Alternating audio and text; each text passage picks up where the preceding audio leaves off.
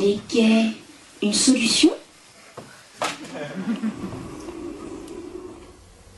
Depuis les années 80, l'universalisation des cornflakes et la pratique assidue du sport, on voit fleurir pléthore de ces adolescentes là, au corps longiligne, tonique, avec de belles fesses rondes, des gros seins là.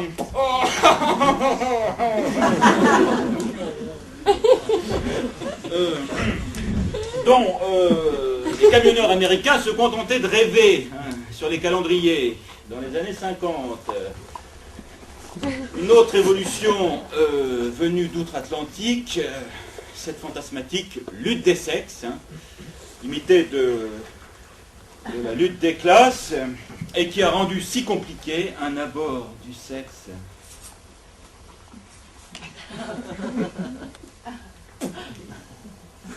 Dit faible qu'il l'était déjà terriblement.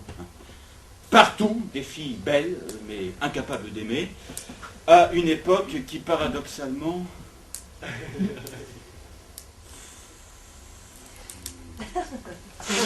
incite à toujours plus de consommation sexuelle, si bien que de guerre lasse, de plus en plus de jeunes gens baissent entre eux, comme les arabo-berbères du bled.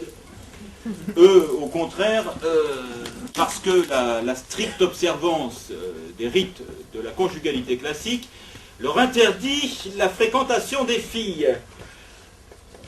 Une autre cause plus déprimante à l'homosexualité, la sexualité du fils né d'une mère virile, omniprésente, et d'un père mou, le plus souvent ex-68 ans et absent.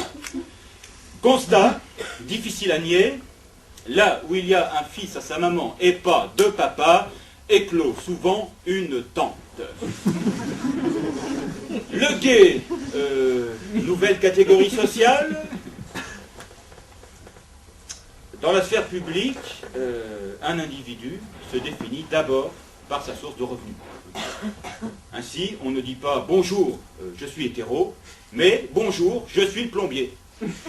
Ce qui n'empêche pas de glisser plus tard dans la conversation, si les liens se resserrent, et le dimanche, je fréquente un peu la piscine.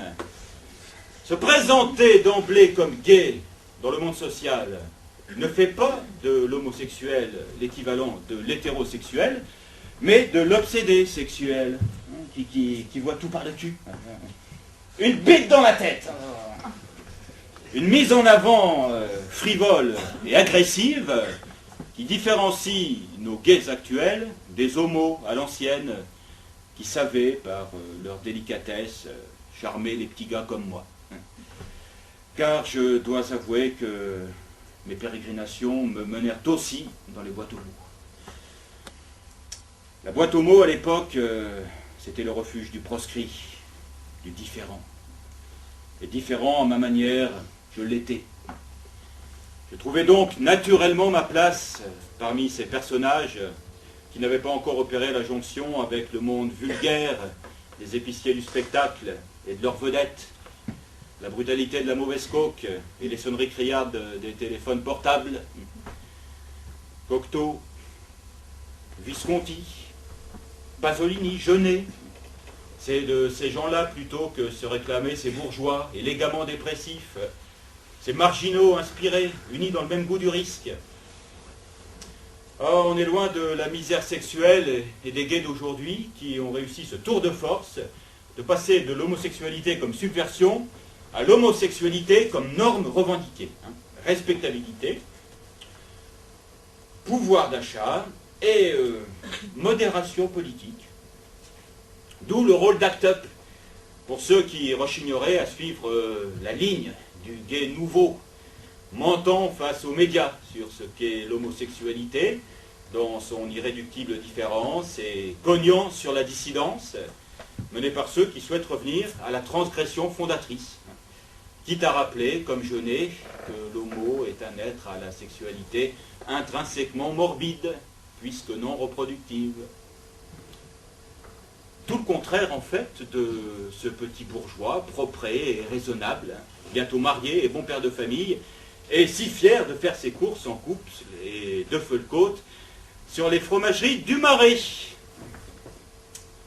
Alors, face à cette triste moutonnerie gay menant au ghetto, la seule explication sensible, généreuse, c'est la peur.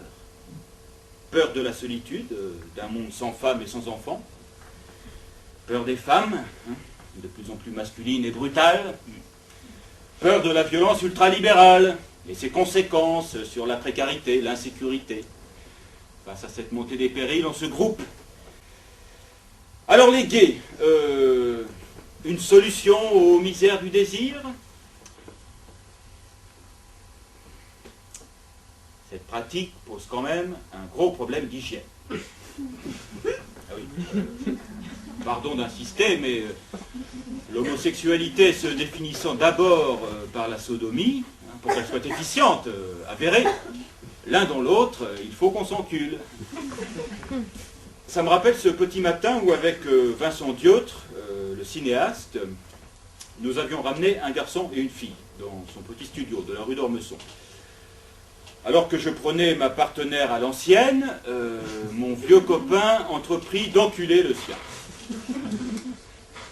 L'autre ayant visiblement du mal à se détendre, il saisit le premier lubrifiant qui lui tombe sous la main, un flacon de mix à bébé. Touillage, taraudage, et bientôt, à force d'aller et venir, une abondante mousse jaune se mit comme la fumée de l'orifice.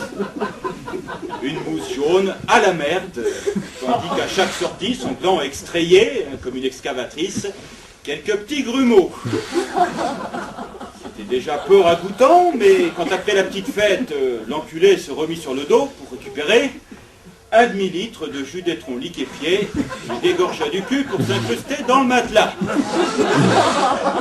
Ça, plus la mousse et les boulettes, ça puait fort dans la chambrette. Je fus bien heureux de pouvoir vite rentrer chez moi pour dormir au sec. Dans les rapports d'homme à homme à l'ancienne, au moins échappait-on à toute cette merde par la camaraderie, loin du désir bestial et des grossiers mensonges de la séduction. Mais le plus grand non-dit de la gaïtude, c'est le lien entre chair fraîche et pouvoir d'achat.